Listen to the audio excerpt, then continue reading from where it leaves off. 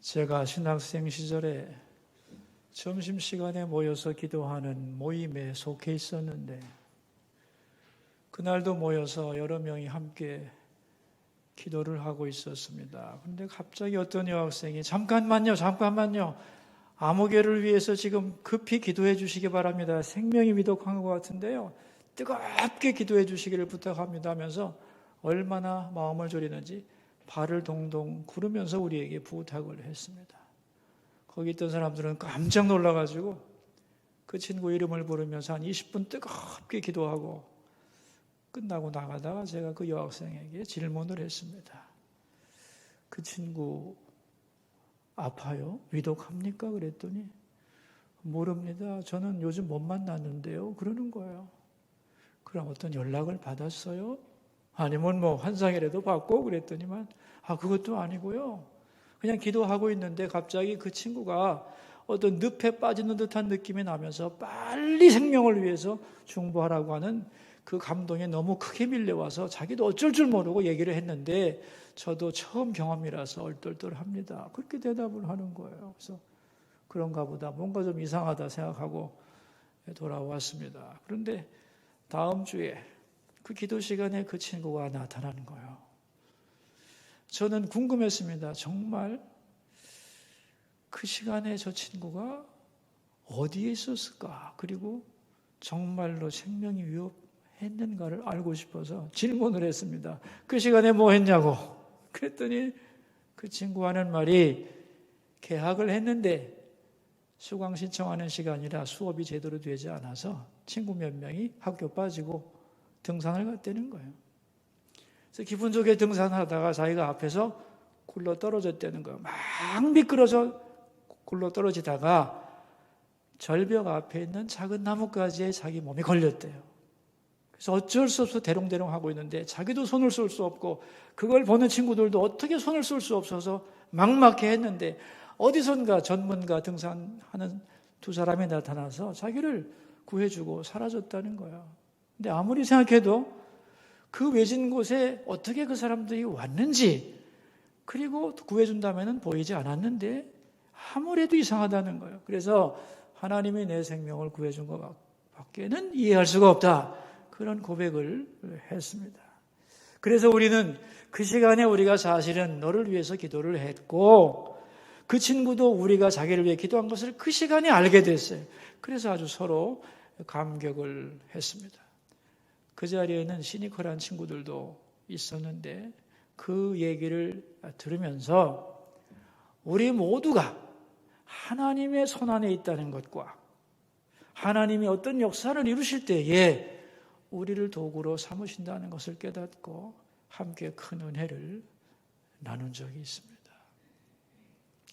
미국의 닉슨 대통령의 보좌관이었던 찰스 콜슨이라고 하는 분이 있는데 그는 워터게이트 사건으로 아주 곤경에 처하게 됐습니다. 그런데 그가 그때 예수 믿은 지 1년밖에 되지 않았을 때인데 갑자기 자기가 고난 중에 있는데 많은 사람들이 전화를 걸어서 내가 그리스도인인데 형제님을 위해 기도하고 있다. 무엇을 도와주면 좋을까? 이런 류의 전화가 굉장히 많이 걸려왔다는 거예요. 또한 자기가 감옥에 갇혀 있는데 얼굴도 모르는 사람들이 찾아와서 자기를 면회하고 성경 말씀을 전하면서 위로를 하고 하나님의 분명한 뜻이 있다고 하는 얘기를 많이 해주었다는 거예요. 자기를 방문한 사람들을 살펴보니 다들 한가한 사람들이 아니라 너무너무 바쁜 사람들이었는데 어떻게 그들이 나를 찾아왔는지 너무너무 감격해서 그들에게 이렇게 편지를 썼다고 합니다. 편지 내용입니다. 여러분의 방문과 격려가 나에게는 얼마나 큰 힘이 되었는지 말로 표현할 수 없습니다. 나는 때로 혼자 멀리 떨어져 있는 사람 같다는 느낌을 가질 때가 많았습니다. 그러나 이제는 하나님의 가족입니다. 그리고 하나님의 가족에는 고아가 없습니다. 하나님은 그 자녀들이 개인적인 신앙의 섬에서 혼자 살도록 의도하지 않으셨습니다. 자기 자신보다 훨씬 더 큰 공동체의 일원으로 살아가도록 하셨습니다. 그 공동체는 바로 교회입니다. 그런 고백을 했습니다. 그리고 그는 그때의 경험을 살려서 전 세계의 감옥에 갇힌 그리스도인들을 위한 국제기구를 창설하게 됩니다. 예수를 믿으면서 교회가 어떤 곳인지를 몸으로 경험했던 거죠. 여러분, 우리는 지난 시간에 있는 자는 풍족하게 되고 없는 자는 빼앗긴다고 하는 말씀을 배웠죠. 핵심 내용은 세 가지입니다. 인간은 받은 존재라는 것, 하나님으로부터 달란트를 받았고 그것을 가지고 일을 해야 하는 존재라는 것. 두 번째는 결산할 때가 있다는 거죠. 얼마나 남겼는지를 반드시 하나님 앞에서 결산할 그때가 있다는 것. 마지막 세 번째는 그 결산의 결과는 영원과 직결된다는 내용이었습니다. 있다. 나는 많이 받았다.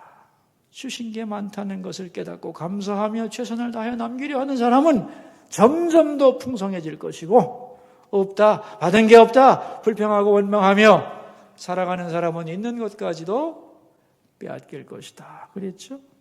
더 중요한 것은 그 결과에 따라서 내 주인의 즐거움에 참여할지어다. 주인의 영원한 즐거움에 참여 여부가 결정된다는 거예요. 다시 말하면 오늘의 수고는 영원과 직결된다는 겁니다. 그러므로 이 땅에서의 수고는 영원한 삶을 위한 준비 과정이라는 것. 그것이 지난 시간의 내용이었습니다. 오늘 본문은 소묵시록이라고 하는 마태복음 24장과 25장에 나오는 종말에 대한 결론 부분입니다. 오늘의 내용은 두 가지인데, 첫째는 달란트를 남긴다는 말의 진정한 의미가 뭐냐 하는 거예요. 거기에 대한 부연 설명을 해주시면서, 두 번째는 종말을 향해 걸어가는 성도들에게 하나님은 믿음의 공동체를 주시고 서로를 돌보게 하신다는 거예요. 왜냐하면 하늘나라를 향해 가는 그 여행이라고 하는 것이 결코 만만한 것이 아니기 때문에, 혼자서는 완주할 수 없기 때문에 하나님은 함께 걸어갈 수 있는 믿음의 공동체의 교회를 주신다는 거예요. 그래서 나도 도움을 받고 더 나아가서 예수 그리스도의 이름으로 누군가를 도울 때 그들을 위로하고 격려하고 위하여 기도하고 믿음을 세워주고 순례길을 잘 가도록 도와줄 때 그 상을 결코 잊지 않겠다 하는 약속이 오늘 본문의 내용입니다. 사실 오늘 본문은 오해가 굉장히 많은 구절이에요. 그래서 몇 가지 오해를 제거할 필요가 있는데요. 첫째는 예수님은 항상 양을 얘기할 때 염소하고 세트로 얘기를 하시는 경향이 굉장히 많아요. 왜 그럴까 하는 것인데요. 그 당시에 이스라엘 사람들의 양치는 현장을 보시면 이해가 됩니다. 여러분, 이스라엘의 양치는 목자들이 우리 생각에는 항상 양만 키울 것 같죠? 그죠? 근데 양만 키우는 게 아니라 반드시 염소도 같이 키웁니다. 대개는 염소의 비율이 일정해요. 20%에서 30% 정도의 염소를 양과 함께 키우게 되어 있습니다. 왜 그러냐? 양들을 보호하기 위해서요. 염소의 성격을 이용하여 양들을 보호하기 위하여 양과 염소를 항상 같이 키우게 되어 있습니다. 자, 그럼 제가 질문 하나 할 테니 대답을 해보세요. 염소의 성격은 어떨까요? 염소란 녀석의 성질이 어떨 거라고 여러분 짐작이 되나요? 틀려도 좋으니 한번 얘기나 해봅시다, 우리. 염소의 성격은 어떨까요? 네? 질투심이 너무너무 많고 싸움을 좋아한다는 거예요. 자, 이 성격을 이용하여 양들을 지켜가는 거예요. 예를 들면 이제 목자가 양들에게 먹이를 주려고 가지고 확 나오면은 양들은 한꺼번에 와 하고 몰려듭니다. 근데 그 중에서 약한 녀석들은 넘어져서 밟히거나 치게 된다는 거죠. 그런 경우가 많은 거예요. 또한 날씨가 춥거나 무서운 현상이 벌어지면 양들은 뒤로 돌아서 등을 서로 대면서 비비는데 등만 살짝 대는 게 아니라 사정없이 밀어버리는 거죠. 그래서 그 가운데 끼인 녀석은 질식해서 죽는 경우도 종종 있는 겁니다. 그런데 염소가 섞여 있으면 염소는 성질이 아주 나빠가지고 함께 있는 거를 못 보고 들이받는 거예요. 그래서 염소가 있으면 양들이 흩어질 수밖에 없는 거예요. 그래서 양들이 넘어지거나 치거나 질식하거나 그런 일을 미연에 방지할 수 있는 겁니다. 또한 맹수가 달려들면 양들은 무조건 매 하고 도망을 가는데 염소들은 오기가 있어서 일단 붙어 싸우는 겁니다. 살건 죽건 일단 대드는 거예요. 근데 여러분, 아무리 맹수라 해도 약한 것들이 죽자사자 달려들면 쉬운 거 아니에요. 먼저 이놈들을 해치우고 저 양들을 잡아먹어야 될 텐데 이게 안 비키네. 버티고 그러다가 시간을 끄는 겁니다. 그 사이에 양들은 도망가고 목자는 오게 되는 거예요. 그래서 양을 키울 때는 항상 염소를 일정한 비율 같이 키우게 되는 겁니다. 그러니까 항상 양과 염소는 공존하는 거예요. 자, 그렇다면 양과 염소는 완전히 다른 모습일까? 우리 생각에는 완전히 다른 것 같죠? 아닙니다. 비슷합니다. 야외 나가서 흙에 묻고 비도 맞고 하다 보면 그놈인 거예요. 물론 목자는 분명하게 구별하지만 다른 사람들은 이게 양인지 염소인지 금방 분간하기가 어렵다는 겁니다. 그러니까 겉으로 볼 때는 비슷한데 그리고 항상 함께 어울려 다니는데 양은 아니야. 그게 염소예요. 그래서 성경은 진정한 그리스도인을 양이라 부르고 그들과 함께 어울리고 비슷한데 그렇지 못한 사람을 염소라고 구분하는 거예요. 자, 오늘 본문에 대한 두 번째 오해가 뭐냐 하면은 이 본문을 잘 읽어보면 구제와 선행과 사회봉사가 구원을 결정하는 것처럼 느껴지는 본문이에요. 이 본문이. 다시 말하면 어려운 사람들을 많이 도와주면 천국에 가고 그렇지 못하면 지옥에 간다고 해석하는 사람들이 많습니다. 저는 목사로서 교회에 있다 보니까 여러 기관에서 이 도와달라는 편지를 보내요. 장애인 단체에서도 그렇고 별 기관이 다 있습니다. 그런데 그런 기관에서 도와달라고 공문을 보낼 때 반드시 쓰는 성경 구절이 오늘 본문이에요. 그러면은 도와달라는 거 다 도와줄 수가 없잖아요. 선택적으로 도와줘야지. 그러니까 거절할 때 마음이 무거운데 그 성경 구절 읽으면 마음이 더 힘들어요. 예수님의 말씀에 불순종하는 그런 부담을 많이 가지게 돼요. 왜 이런 현상이 벌어지느냐 하면은 이 성경 구절을 아전인수식으로 해석하기 때문입니다. 그래서 이런 오해가 오늘 본문에 다 사라지고 본문이 주는 진정한 의미가 뭔가를 우리 마음속에 새기는 계기가 되기를 바랍니다. 자, 그렇다면 여러분, 양과 염소를 구분하는 기준이 뭘까요?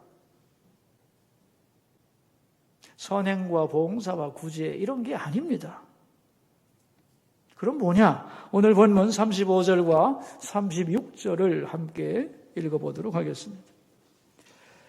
내가 줄일 때에 너희가 먹을 것을 주었고 목마를 때에 마시게 하였고 나그네 되었을 때에 영접하였고 헐벗었을 때에 옷을 입혔고 병들었을 때에 돌보았고 옥에 갇혔을 때에 와서 보았느니라. 예수님께서 최후의 심판을 하실 때에 양이라고 구분한 사람들을 보고서 이렇게 말씀을 하셨습니다. 내가 줄일 때에 너희들이 먹을 것을 주었고 옥에 갇혔을 때 찾아와 주었고 병들었을 때 돌보아 주었다. 그러면서 여기서 계속 반복하는 말이 내가라는 말이에요. 우리 번역에서는 많이 나오지 않았지만 계속 나오죠. 내가예요. 여기서 나는 누굽니까? 누구예요? 35절과 36절에 나가 누굽니까? 예수님이죠.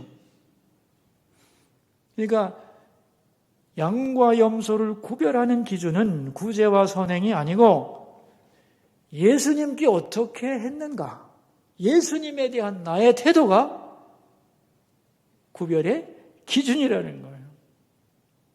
그러니까 예수님을 믿고 예수님을 사랑하고 예수님께 순종하고 예수님을 섬기는 그 예수님에 대한 그의 마음, 그게 평가의 기준이라는 거예요.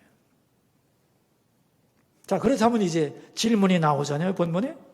언제 주님이 그런 형편에 계셨냐는 거죠. 우리 37절을 읽어봅시다. 이에 의인들이 대답하여 이르되 주여 우리가 어느 때에 주께서 줄이신 것을 보고 음식을 대접하였으며 목마르신 것을 보고 마시게 하였나이까. 언제 우리가 먹을 거 드리고 언제 우리가 위문 갖고 언제 우리가 주님을 살펴드렸습니까? 그런 적 없는데요. 그래서 예수님이 어떻게 대답하세요? 40절이죠. 읽겠습니다. 임금이 대답하여 이르시되 내가 진실로 너희에게 이르노니 너희가 여기 내 형제 중에 지극히 작은 자 하나에게 한 것이 곧 내게 한 것이니라 라고 말씀을 하십니다. 자, 여기서 내 형제, 여기 있는 내 형제라고 말씀하죠. 그럼 여기 있는 내 형제가 누구겠어요? 누구겠어요? 예수님의 제자들이에요. 다시 말하면 주님께 속한 사람, 주님이 보낸 사람, 주님의 이름으로 나에게 다가온 사람, 그에 대한 반응이 주님에 대한 나의 반응이 되는 거라는 거예요. 여러분, 우리가 기억하시죠? 예수님께서 제자들을 파송하시면서 유명한 말씀을 하셨어요. 너희를 영접하는 자는 나를 영접하는 것이고 나를 영접하는 자는 나 보내신 아버지를 영접하는 거라고 그랬어요. 내가 보낸 사람을 어떻게 맞이하는가? 그것이 나를 향한 너희들의 태도다. 그런 뜻입니다. 그러면서 예수님은 이제 염소 쪽에 서 있는 사람들을 보고 말씀을 하십니다. 너희는 나를 외면했다. 그래야 그들도 할 말이 있죠.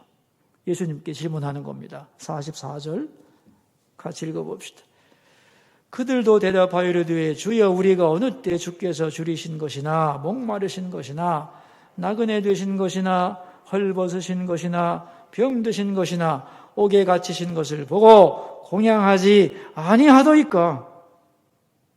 언제 우리가 예수님을 보고 외면하고 못 본 척했습니까? 그런 적 없습니다. 그러자 예수님이 대답하시죠. 45절. 이에 임금이 대답하여 이르시되 내가 진실로 너희에게 이르노니 이 지극히 작은 자 하나에게 하지 아니한 것이 곧 내게 하지 아니한 것이니라 하시리니 그랬어요. 지극히 작은 자 하나에게 하지 않은 것이 바로 나에게 하지 않은 것이다. 자, 그렇다면 여러분, 지극히 작은 자 하나가 누군가요? 여기 내 형제 중에 지극히 작은 자 하나에게 하지 아니한 것이 나에게 하지 아니한 것이다라면 여기 있는 내 형제 중에 지극히 작은 자 하나가 누구냐는 거예요. 자, 먼저는 예수로 그리스도를 믿는 사람들이죠. 그죠? 예수 그리스도를 믿는 자들이에요. 예수님이 형제라고 그랬으니까. 그리고 그 중에서도 작은 자들입니다. 여러분, 작은 자란 넓은 개념이에요. 믿음이 연약한 자도 작은 자고 경제적으로 어려운 사람도 작은 자이고 나의 도움을 필요로 하는 사람들도 작은 자들입니다. 내가 가서 돌보고 세워줘야 될 사람들도 작은 자예요. 그리고 특별히 작은 자란 개념은 내가 도와주었을 때 나에게 보답할 수 없는 사람들을 강조하는 말이에요. 그럼 내 형제 중에 지극히 작은 자란 뜻이 뭔지 이해하시겠죠? 예수 믿는 사람들 중에서 믿음이 연약한 자들, 경제적으로 어려운 사람들, 내 도움이 아니면 바로 설기가 어려운 사람들, 내가 도와줘도 보답하지도 않을 사람들, 보답할 마음도 없는, 철도 없는 사람들, 이 모든 게 다 뭐냐? 내 형제 중에 지극히 작은 자 하나라는 뜻이에요. 자, 이제 중요한 것은, 그렇다면 왜 그들이, 작은 자들이 나의 형제가 되며, 더 중요한 것은 내가 그들을 섬기는 것이 왜 예수님을 섬기는 것이 되느냐는 거예요. 나하고 피 한 방울 섞이지 않은 작은 자들과 내가 무슨 연관이 있으며 그들을 섬기는 것이 왜 예수님을 섬기는 것이라고 예수님은 말씀하시는가? 여러분, 이것이 오늘 본문의 핵심이죠. 그 이유가 뭐예요?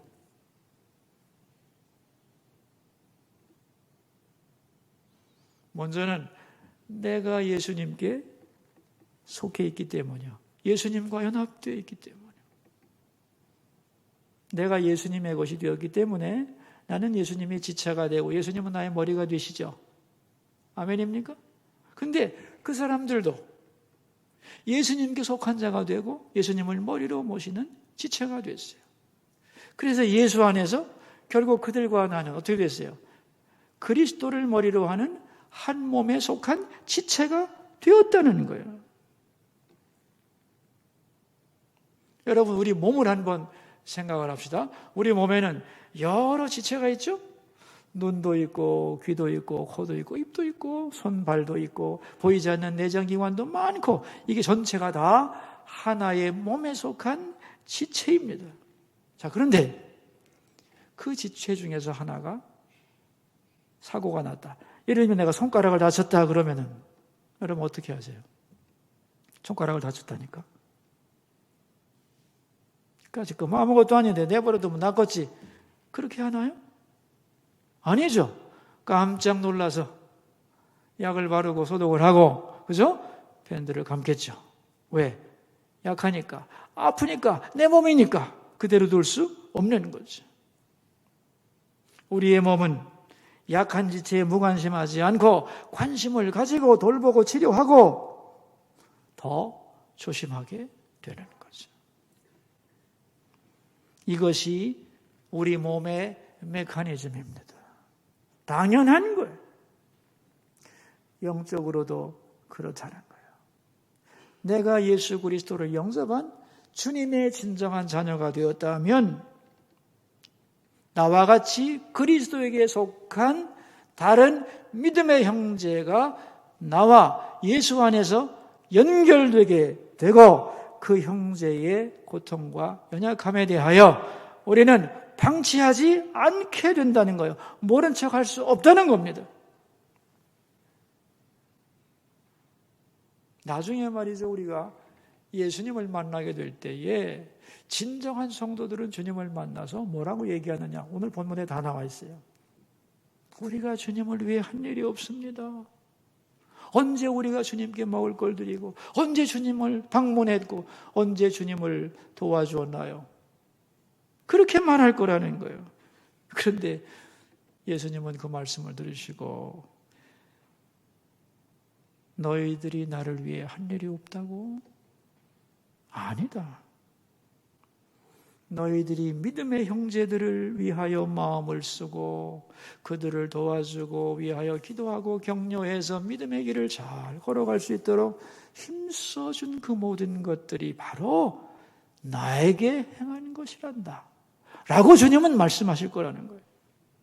참 놀라운 얘기죠, 이게. 그죠? 굉장한 얘기입니다.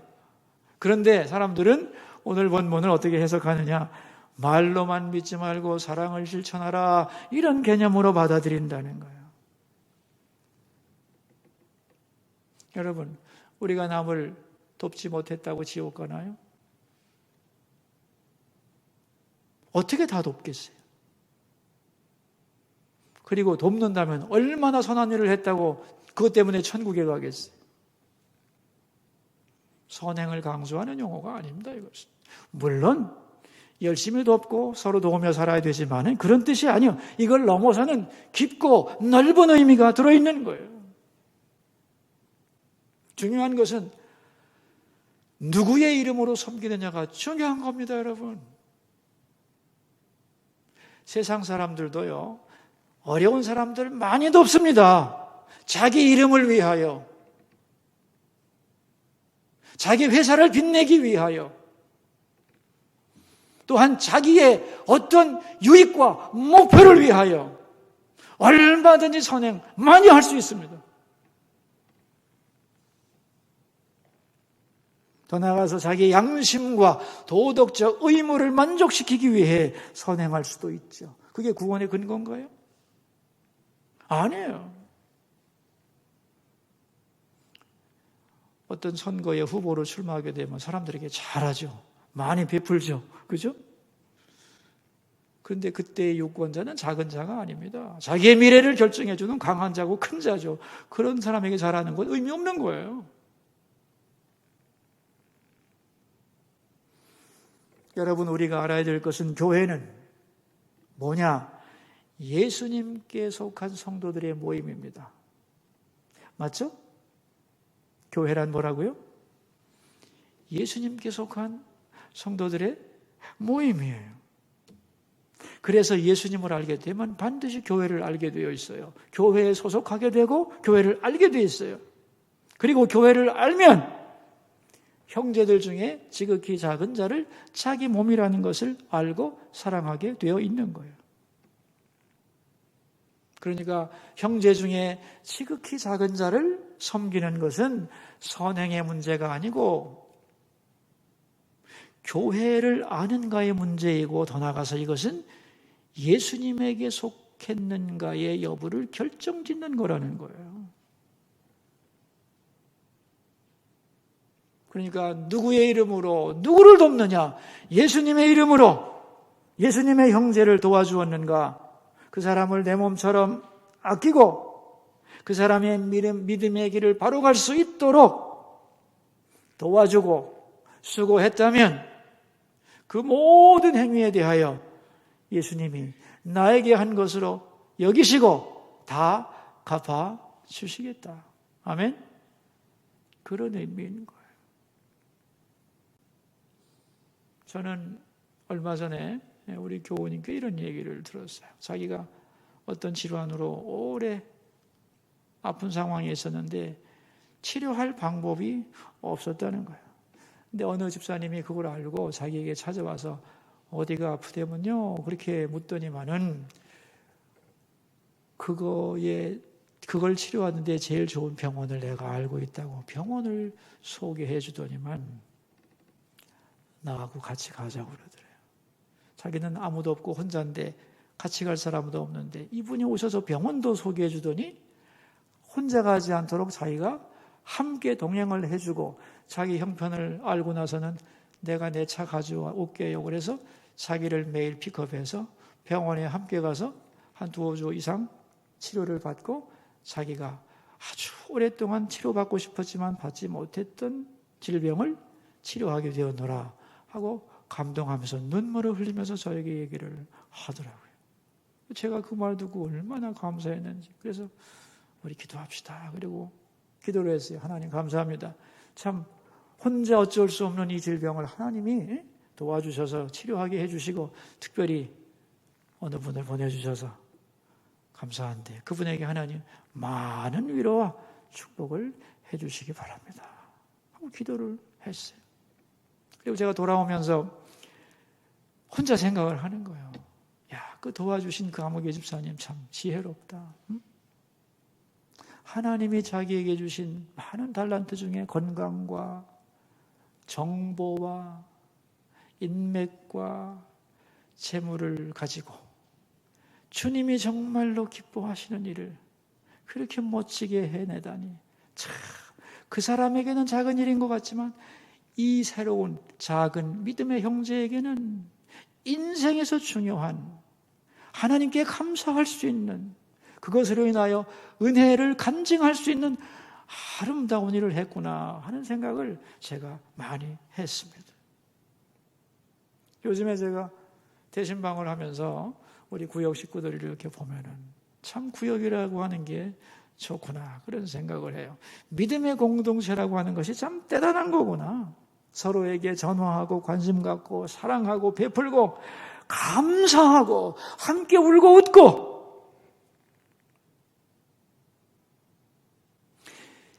이렇게 함께 걸어가야만 믿음의 길을 흔들리지 않고 바로 걸어갈 수 있다는 것을 주님은 아시기 때문에 결코 홀로 외로이 믿음의 길을 걸어가서는 성공할 수 없는 것을 주님은 아시기 때문에 그러한 공동체를 우리에게 선물로 주시는 거죠. 말세로 갈수록 세상이 험해질수록 이 필요성은 더 증대되는 거죠. 절실해지는 거죠. 그게 믿음의 공동체고 그게 바로 교회라는 거예요.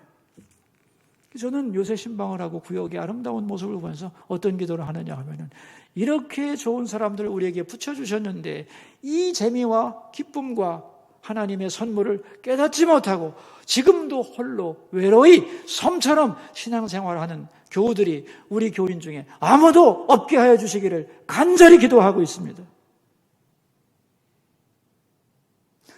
처음에 제가 시작하면서 오늘 본문의 주제가 두 가지라고 그랬죠. 첫째는 달란트를 남긴다는 말은 무슨 뜻이냐는 거예요. 자, 우리가 하나님으로부터 많은 은혜와 은사와 기회와 달란트를 받았는데 남긴다는 것은 뭘까요? 돈을 많이 버는 걸까요? 높은 명예를 획득하는 것일까요? 그게 아니죠. 주님이 내게 주신 것을 가지고 주님을 위하여 지극히 작은 형제를 얼마나 깨끗한 마음으로 섬기고 그가 믿음의 구에 굳게 설 수 있도록 도와주었는가? 그것이 우리가 정말로 남겨야 할 달란트라는 거예요. 여러분, 오늘 우리가 교회에 나오셨는데 하나님께 예배하러 나왔죠. 그러니까 하나님만 만나고 가면 되느냐? 아니요. 하나님을 잘 만났다는 증명이 필요합니다. 그게 같이 가는 거예요. 저는 여러분이 교회 오셨으면 돌아가시기 전까지 한 분이라도 더 많이 만나고 인사를 나누고 관심을 표명하고 우리가 형제라고 하는 것을 확인하는 그러한 말과 표정과 행동을 해주시기를 바랍니다. 그게 나에게는 별거 아닌 것 같지만 약한 형제들에게는 안심할 수 있고 교회가 어떤 것인지를 깨달을 수 있고 낙심했던 사람들이 다시 일어나서 믿음의 순례길을 걸어가게 하는 강력한 동기가 된다는 것을 결코 잊지 마시기를 바라요. 주님께 예배하고 고개 푹 숙이고 빨리 나가지 마시고 함께 선물로 주신 관계 속에서 신앙의 힘을 회복하고 하늘나라를 향해 같이 가라고 하신 그 뜻을 이루기 위하여 액션, 반응을 보여줄 수 있기를 바랍니다. 여러분, 우리는 예수님과 연합된 존재입니다. 그죠? 그 증거가 뭐냐? 예수 안에서 한 몸 된 형제, 지극히 작은 자들을 위하여 수고하고 애쓰고 돕는 것이. 이런 사람들은 그 속에 이미 천국을 소유한 사람들이고 주님을 만나는 그날에 결단코 상을 잃지 않겠다고 말씀하셨어요. 온 세상의 심판자이신 주님이 우리에게 찾아와 도와달라고 하시겠어요? 그럴 리는 없어요. 그 대신 연약한 지체들을 보내심으로 그들을 섬기는 것을 예수님을 섬기는 것으로 받아들이겠다고 약속을 하셨지요. 자, 이제 우리의 신앙을 오늘 본문 말씀에 비추어서 잘 점검하시고 예수님이 오시는 그날까지 홀로 걸어가지 마시고 서로를 돌아보고 세워가며 격려하며 주님의 나라를 향해 걸어가는 우리 모두가 되기를 주의 이름으로 축원합니다. 기도하겠습니다. 여러분 들은 말씀을 가지고 우리 함께 기도하며 주님 앞으로 나갑시다. 첫 번째 기도 제목입니다. 지극히 작은 자에게 한 것이 내게 한 것이니라.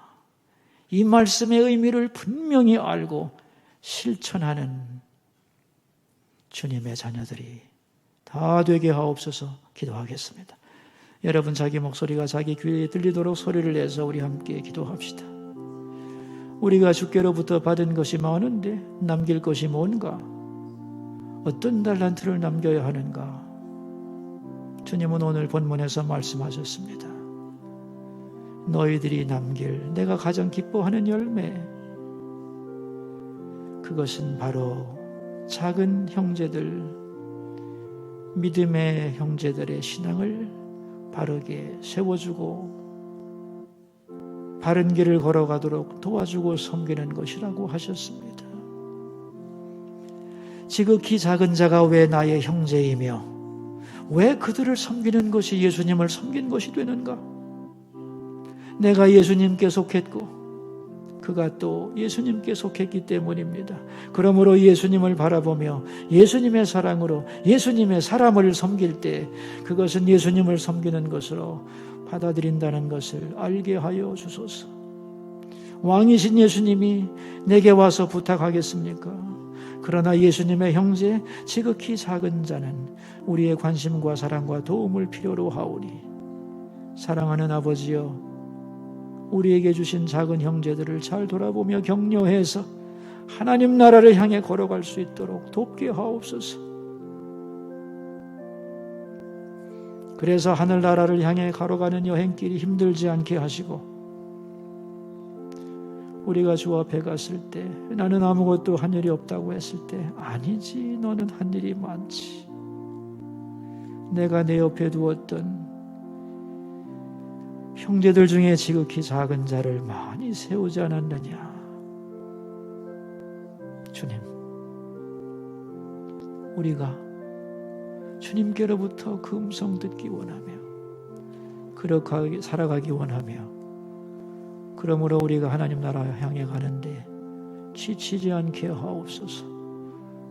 주신 선물 잘 활용하고 주신 달란트 가지고 주님 기쁘시게 하는 열매 많이 맺으며 살게 하옵소서.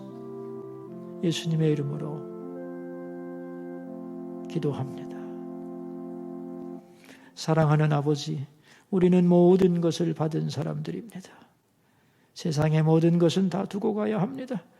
다만 그것을 어떻게 사용했는가, 그것과 나와의 관계만 가지고 갑니다.